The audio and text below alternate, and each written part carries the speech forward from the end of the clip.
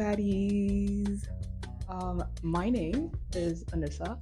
For those of you who do not know me, aka Sigma Male, aka Fine Shit Pimp.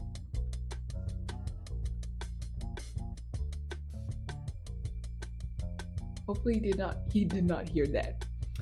Aka Fine Shit Pimp Master, 777. Um, yeah, you can just call me all the above.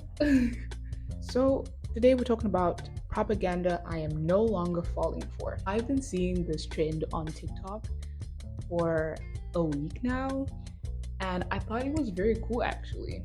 Obviously, there's some problematic takes that people will undoubtedly have on TikTok, but I just thought it was really cool. I thought it was pretty fire, and I also have like my own takes that I have. So, first things first, what is propaganda? It is essentially information, especially of a biased or misleading nature, used to promote a political cause or a point of view. So, today we're not talking about politics or anything like that, so you can rest easy. We're basically going to be talking specifically about point of views, right? Like, I think there's a lot of like propaganda, especially online right now, that is essentially shaping the way an entire generation views certain things. And yeah, let's get into that. We're gonna get to number one. My number one thing that I will no longer be falling for. Number one propaganda. The bare minimum.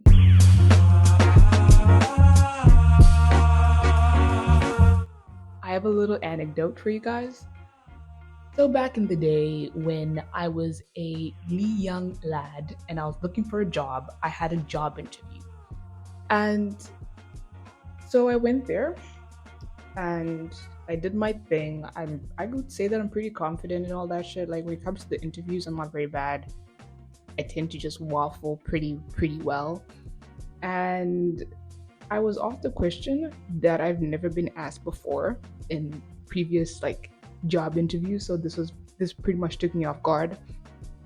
And the person was like, hey baddie, how much do you expect for remuneration?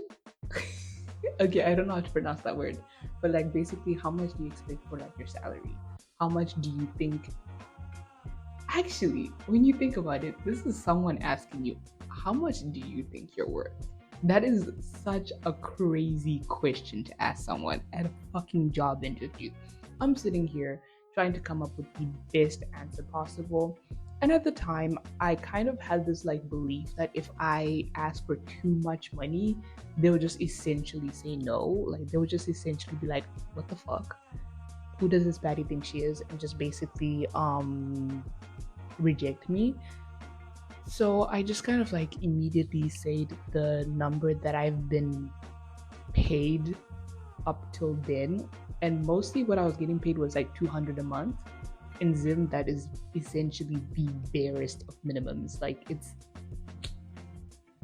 yeah. For me, I was driving to and from my jobs. So a big chunk of my money was going towards fuel.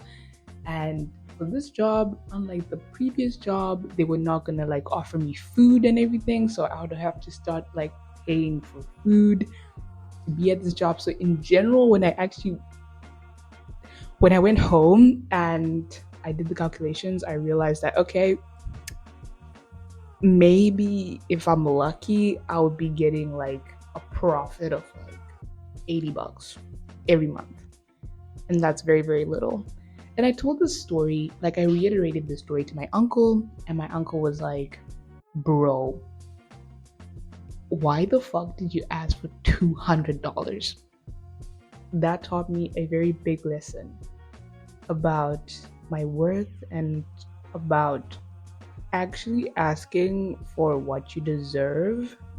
I have a couple of inklings as to where this like potentially came from. One being like growing up Black or specifically growing up Zimbabwean, um, there's just kind of like a lot of propaganda around like teaching women to struggle a lot and to accept what they can and to just like it's a lot honestly.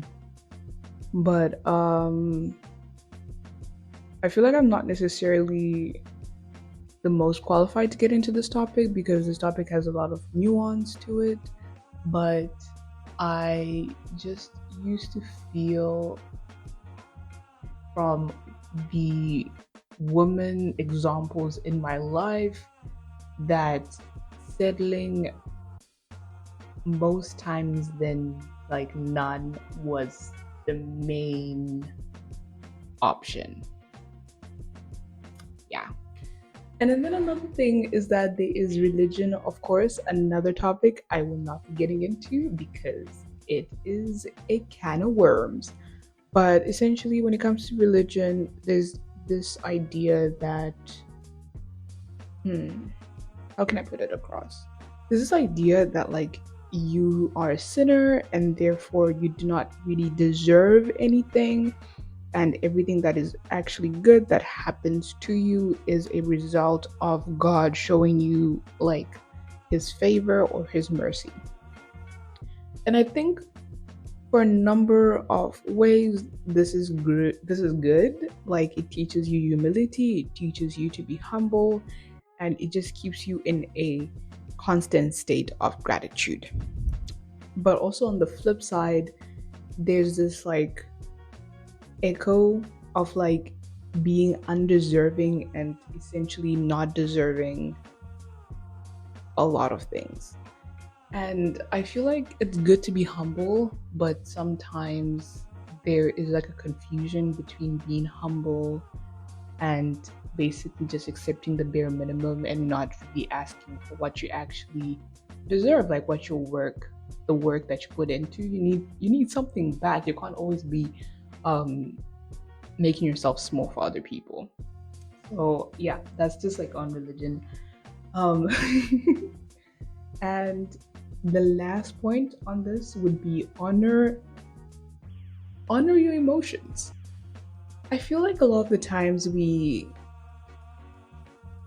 treat emotions like they're an inconvenience to us, but we forget that emotions are pretty equivalent to like a wound or like a sore throat or like a fever. Um, all these things do is they just kind of tell you that something is wrong. So I feel like that's the same thing with emotions, that emotions are there to essentially tell you that, hey, broski, something is not right, something is not doing the best right now. So I feel like a lot of the times when you're in a relationship, when you're at that job you don't like and shit like that, and you get those emotions like, of like anger, resentment, dissatisfaction. When you experience those emotions, don't not listen to them. Clearly, they're trying to tell you, signify to you that, hey, broski, we don't like what we're being put through. We don't like this treatment. We don't like this situation. Please change it. Change the situation immediately. And so when that happens, I think to myself that this is basically your way of telling you that you deserve better and you do not deserve the bare minimum. So I don't know. If I were you, I would just like do with that information what I will. Next point. The universe rewards self work with a good partner.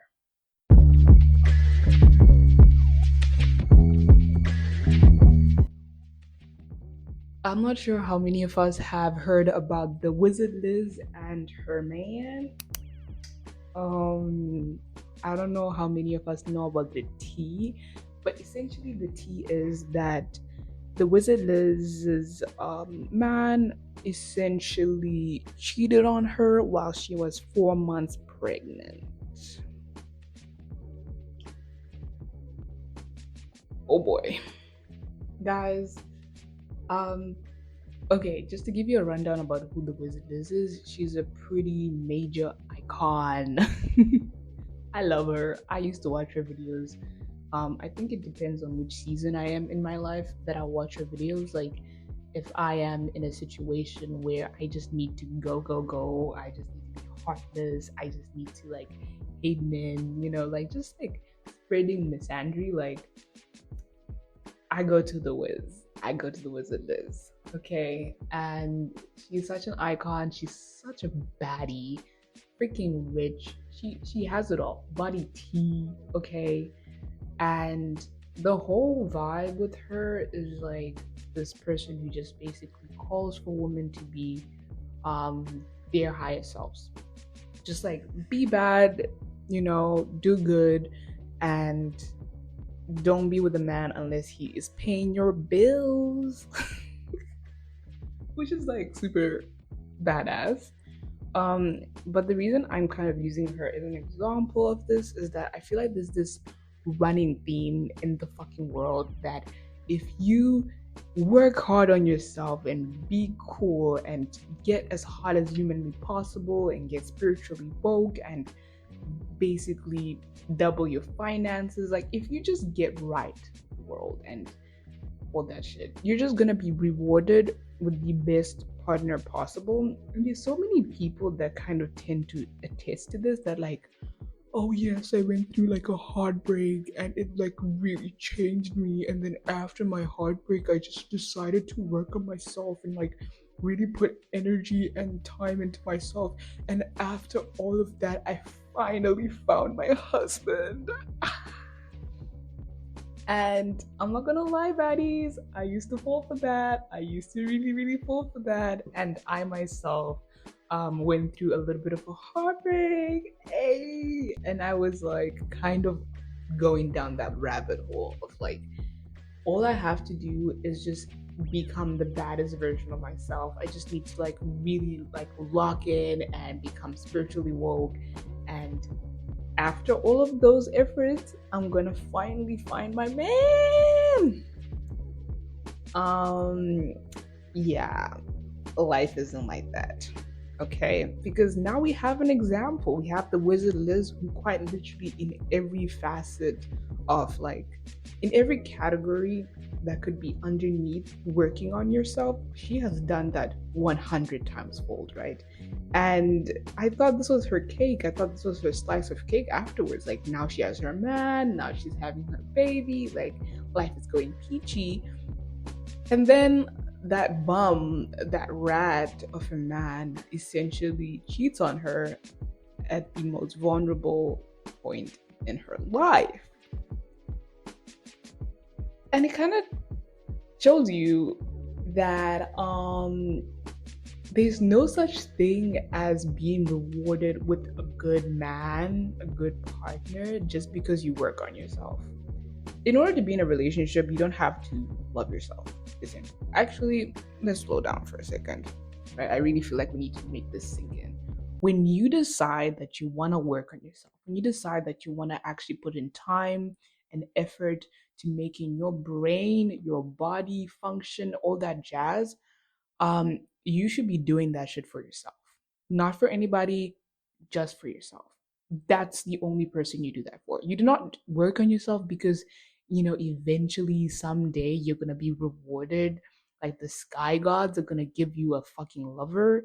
No, you work on yourself because you want to be a better person. You can work on yourself, be the baddest version of yourself, have 1 million in the bank, nails done, hair done, and still be attracting bums. Okay? You do not live in a vacuum, bro. Okay? You're allowed to fall in love with a bum. You're allowed to fall in love with a rat. Everyone at the end of the day deserves love and is needing of love. Sometimes you're gonna be the one who has to take one for the team and love the bum. I'm sorry, I don't make the rules. Okay, now that we have that out of the way, let's get into it. In order to be in a healthy relationship, you do not have to love yourself. Okay, everyone who loves to spread that bullshit of like, love yourself before you can learn to love another person is crazy. Okay, because like let's get into it actually. There Loving yourself is just a long, continuous journey. It is grueling. There are times when you hate yourself, there are times when you will love yourself. It's just a constant situation, okay? And for you to kind of decide to get to the pinnacle of loving yourself before you can love another human being is just downright unrealistic. You will love another person and you won't love yourself entirely. That's just how it works. However, I will say one thing. I personally am of the belief that if you're going to love another person, and when I say love another person, I mean in a romantic aspect, a romantic situation, maybe don't hate yourself. Maybe don't do that, actually, because you will not you would definitely not attract anyone who is worth your time in a season when you hate yourself completely. You will probably, even if you attract the right partner, there's a high possibility that you may not be the best person for them. Like, they'll have to deal with you. But like, you know what? At the end of the day, you can do whatever the fuck you want. But that's just my suggestion. I just think at least do not be at crippling hatred for yourself if you're gonna be engaging in a romantic relationship. Yeah. But like, yeah, broski.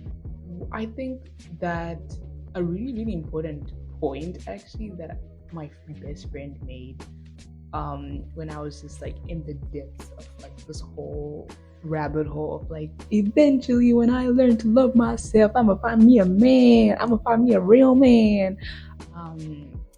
They kind of told me that, like, broski, right now when you're by yourself and when you're single, you're basically learning to love you. You are repairing the relationship that you have to yourself. If you are to end up in a relationship with another person again, it's not like you're gonna be like magically healed and like you're gonna be having smooth sailings in this relationship. Like, that's not what's gonna happen. When you enter another relationship with another person, you're just essentially going to have all of the same issues that you had from your past relationship. They're just gonna like carry forward and come back, because now when you're with this person, you're working on a relationship that you're having with this person. You're not working with the relationship that you have to yourself. The reason we work on the relationship we have to ourselves is so that after we have expended our energies on other people, we always have a home to come back to that is safe, that is nurturing, that is loving. But in terms of fixing your relationship wounds, you can never do that by yourself. And that is why every time you get into a relationship, they will just resurface. Abandonment, resurfacing, those avoidant attachment wounds, they're going to just resurface. It's no matter how much healing you do by yourself, you cannot heal relationship wounds by yourself. There's a reason they're called relationships, bro. You have to do them in relation to another person. Yeah. I don't know if I did that justice, but that is it. Okay. I had another one I was gonna do, but if I'm being honest, I feel like 3 is way better. So I'm just gonna jump to like the last one. Propaganda number 3. Male attention.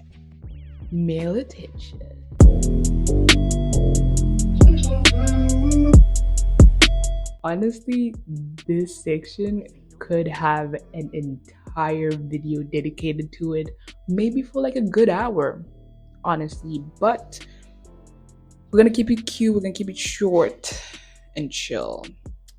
So, I personally feel when it comes to male validation, basically, in other words, the patriarchy, misogyny, blah blah blah, is that it's constantly being repackaged in like different ways and just like sold to us every single time.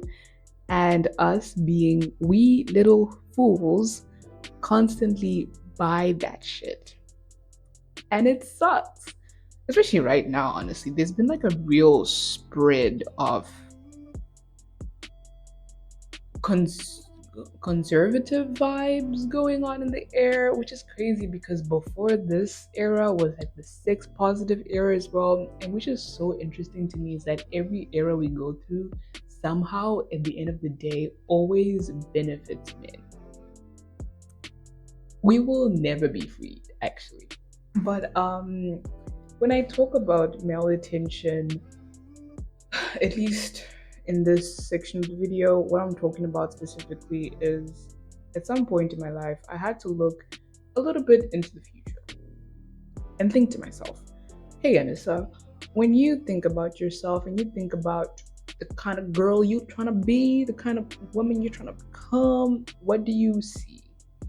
And what I see is a woman that obviously is successful, has her bag up, is hot as fuck, but I also see someone who is so detached from needing male validation, from needing approval from men, that she is able to be herself, so real, so authentic, just be herself. I feel like there's so much of our authenticity as women that is robbed from us because of the fact that we're just trying to see approval from men. And I kind of saw a lot of that in myself when I shaved my head for the third time. Because the first two times that I shaved my head, I don't really think this was something that I properly got into in terms of like a school of thought. But when I actually shaved my head for the third time, I realized something. I did not feel very pretty, for one. I'm still struggling with that. I feel very chopped right now. I'm not gonna cap. I didn't feel very pretty, and instead of like rushing to fix the issue like I usually do, where probably I would have tried to bleach my hair or like do something else, I tried to like dive into that a little bit. Like, why do I feel ugly for having shaved my head? And I realized a big part of it was because now that I had a shaved head, I no longer felt attractive to men. And I don't know, like I just felt like no one's checking me. Like none of the guys looking at me anymore. Like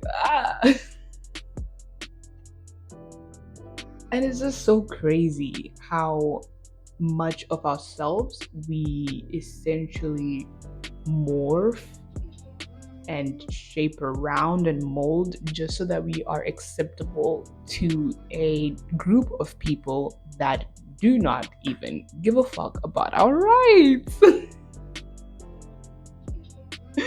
Can I get an amen? I'm joking, gang. I'm not trying to get political in the chat.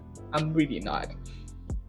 But I kind of realized that even though I felt chopped, and sometimes I still do feel chopped,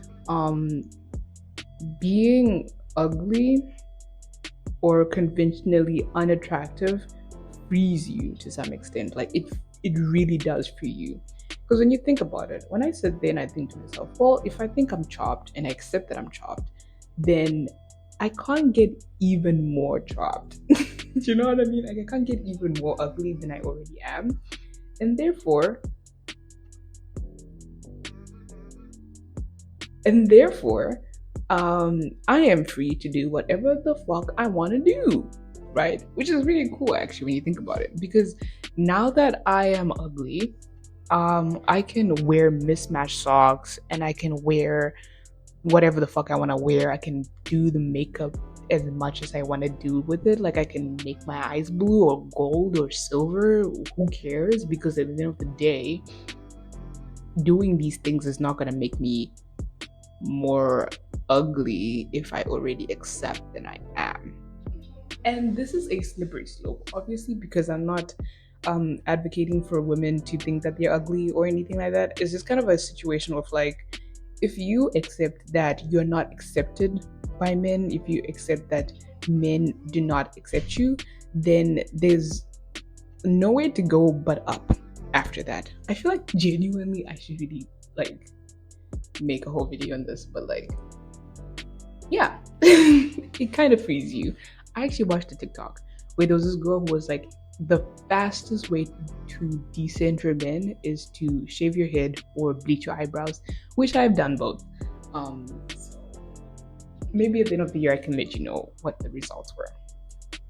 So the reason this is like male attention to me is propaganda is because I feel like from a young age, every single woman is basically spoon fed that the most important thing that they could ever be in their life is a mother or a wife, right? And so, having been tasked with either or both, obviously, you basically just learn from like a young age, like the ways in which to be a good woman. Because of that, you're basically just like molding yourself consistently over the years, even like subconsciously, to be pretty to women. I mean, to be pretty to men, to be interesting to men, to be, you know, palatable in all these senses and all that nonsense. And me personally, I do not think I'm the most palatable person. I don't think I'm the most palatable person. But I kind of just realized that I want to live a life where I just live, I just vibe, and I don't sit there crying over whether or not this man is texting me back or not, or whether or not this man is cheating on me or not. Like, I just want to live my life and no stress, no drama. And honestly, obviously, I am not perfect. A lot of internal misogyny is definitely still lingering inside of my pretty little body. But I life is great sometimes when you're just sitting on your chair with your laptop in front of you and you're making YouTube videos and you realize and you realized it's been 5 hours since you thought of a man. Pretty nice, bro. So yeah, at the beginning of the year, I set out an intention. Um, I set out like a bunch of intentions, but like my main intention at the beginning of the year was to decenter men. And as a result of this, I feel like in general things that have happened and decisions have like, I don't know, like a path has been made for me that has led me to on a journey where every day I just discover more and more that like actually guys are just guys. And they're like not even that interesting.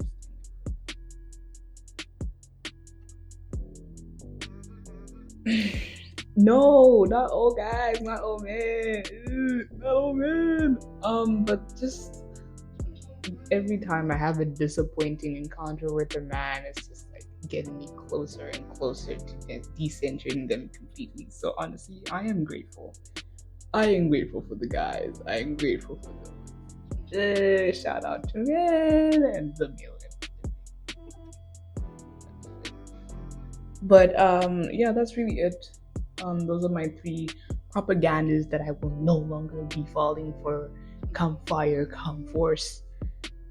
Obviously, I am still dealing with these things on a daily basis. It's not like I can just cut it off because even though I am calling it propaganda, I would say for the better part of it, it is limiting beliefs, things that have limited me for a very long time, but I am actively making a choice to let them not do that anymore. So, conclusions.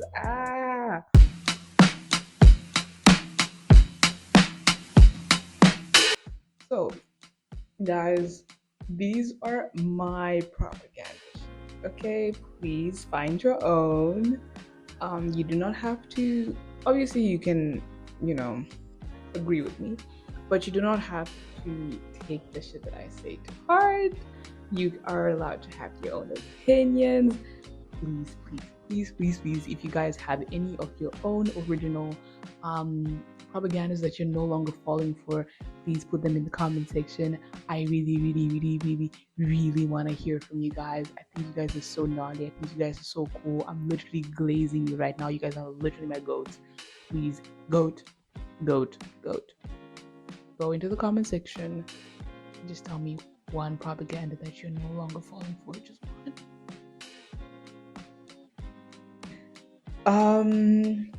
And I have decided that in addition to these videos, every single video, I have decided that I'm gonna start basically giving a shout out to one baddie, one diva, or a king, or one king, whose comment that I like the most, and I'm just going to give them a shout out. So we're gonna head over to shout out uh-NEE-sah to give us the shout out of the week. Yeah. Bye. Bye. Hi, it's editing uh-NEE-sah. I'm editing this video as we speak. You can probably not see anything. Okay. But anyways, uh-NEE-sah asked me, you know, the uh-NEE-sah that's been talking to you this whole time, she asked me to come up to choose whose comment I liked the best and who I felt really brought a kind of vibe to the function that like all the other divas could never. I'm joking, I love all my divas. Oh, where's my phone? Okay, I'm gonna choose right now. I already know who it is. Okay, so shout out to what do we have here? Sorry. This made me want to go and live instead of just existing. I really love this this comment. This is my favorite one of all the ones that I saw, because at the end of the day, I think that's what my videos are for. First and foremost, they're for me. And secondly, they're to encourage other people to live their authentic truths. So thank you to what do we have here. I have an inkling of who you are, but I will not dox you. Anyways, bye guys.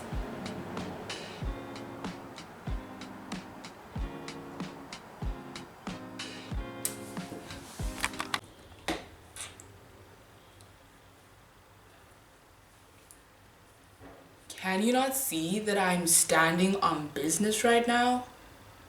Are you not clocking that I am standing on business? Okay, I don't know who sent you to provoke me, but I am not the one. I am not the one. I am a father and a husband, okay? I am so clocked in. I am so clocked in right now. Okay, I'm standing on business. Okay?